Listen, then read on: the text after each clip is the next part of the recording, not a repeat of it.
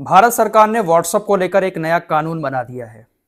अगर आपको अपने मोबाइल में अब व्हाट्सएप चलाना है, व्हाट्सएप पर किसी से बातें करनी है, अपनी फोटोज भेजनी है, चैट करनी है, व्हाट्सएप को एक्टिव रखना है अपने मोबाइल में, तो भारत सरकार की तरफ से बनाए हुए कानून को मानना पड़ेगा। आपके पास 90 दिन का वक्त है। भारत सरकार ने जो कानून बनाया है, जो नियम लागू किया है, उसको आप 90 दिन के अंदर अंदर पूरा कर लें, वरना आपके मोबाइल में व्हाट्सएप चलना बंद हो जाएगा। क्या है ये पूरी खबर, इस पर डिटेल से बात करेंगे। साथ ही साथ एसआईआर को लेकर भी चुनाव आयोग ने एक बड़ा ऐलान कर दिया है। एसआईआर की तारीखें बढ़ा दी गई हैं।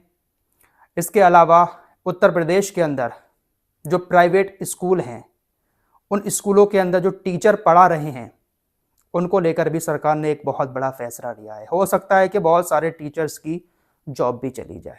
6 दिसंबर आ रहा है और 6 दिसंबर के दिन बाबरी मस्जिद का विध्वंस किया गया था, बाबरी मस्जिद को तोड़ा गया था। उसको लेकर भी राजस्थान के शिक्षा मंत्री ने एक बयान दिया, उस पर भी चर्चा करेंगे।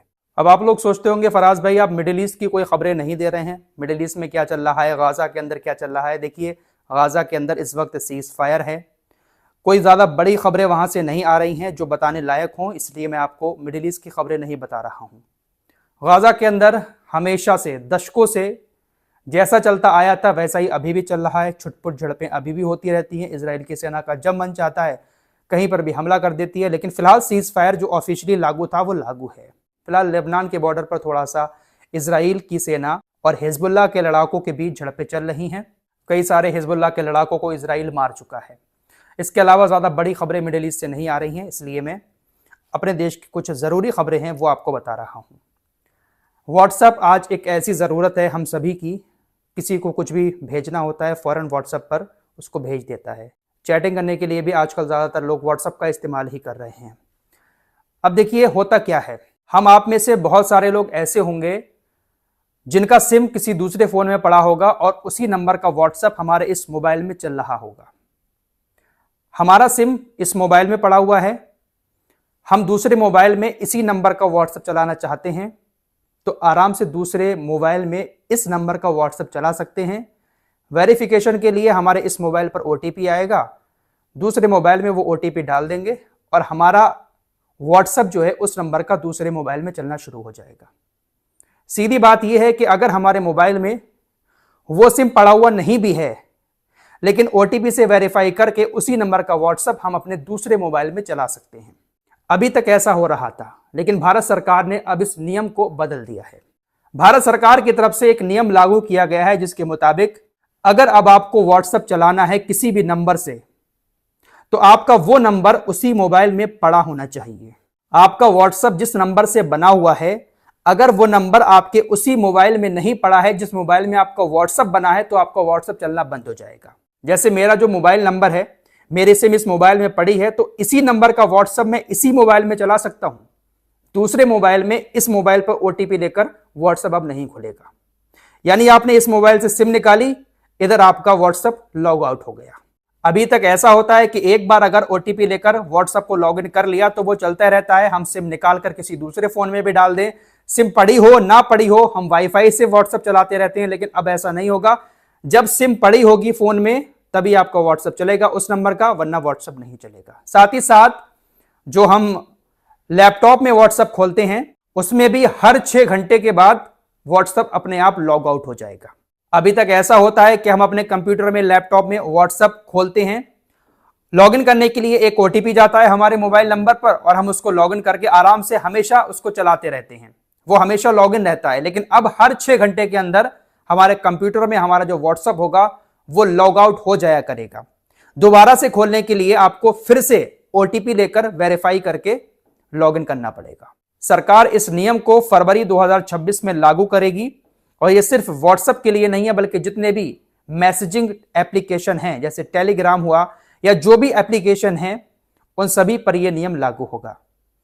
जब तक मोबाइल में सिम रहेगी, हमारा व्हाट्सएप और तमाम मैसेजिंग ऐप चलते रहेंगे।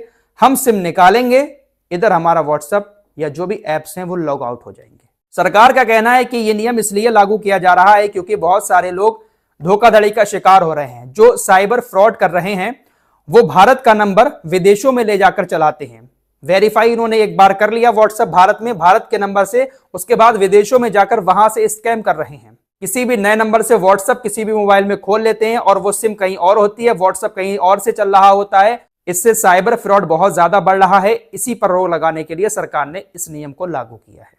तो कैसा लगा आप लोगों को सरकार का ये नियम, कमेंट बॉक्स में जरूर बताएं।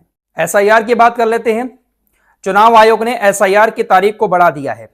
4 दिसंबर तक एसआईआर के फॉर्म जमा करने थे, लेकिन अब सरकार ने इसको 7 दिन के लिए और बढ़ा दिया है। वर्कलोड बहुत ज्यादा है, ठीक से फॉर्म नहीं भर पा रहे थे लोग, इसके चलते हुए चुनाव आयोग ने 7 दिन के लिए तारीखों को आगे बढ़ा दिया है। तो जो 9 तारीख को लिस्ट जारी होनी थी, अब वो 7 दिन के बाद 16 तारीख को जारी होगी।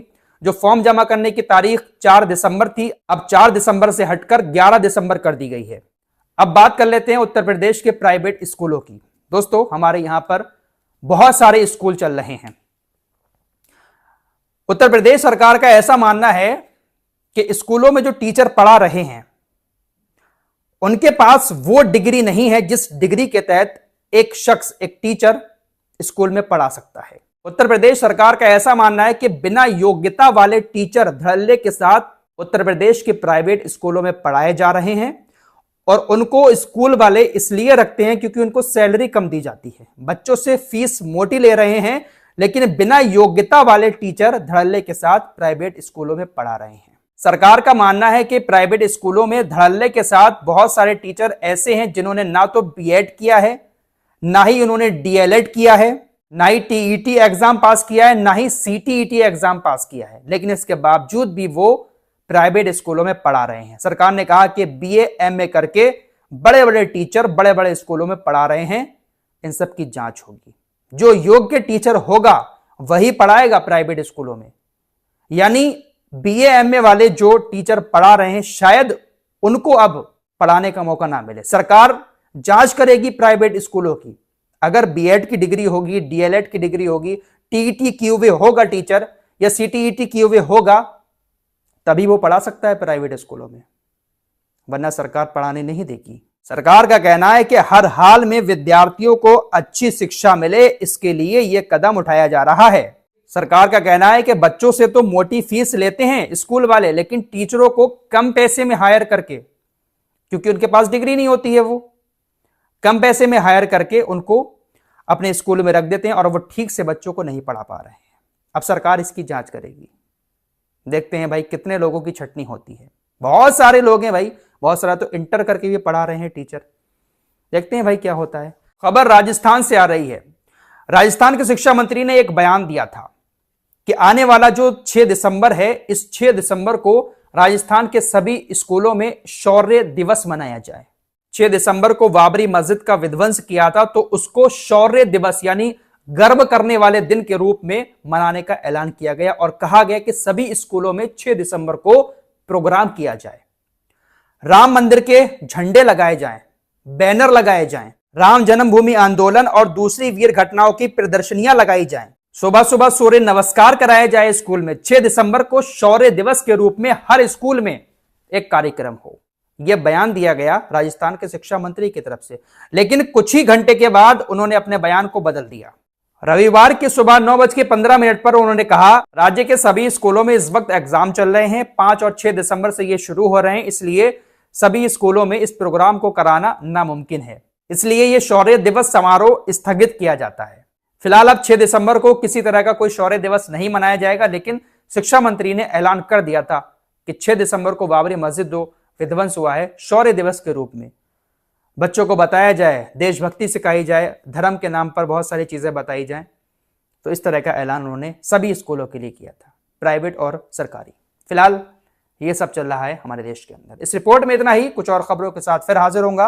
अपना ख्याल रखिएगा। अल्लाह हाफिज।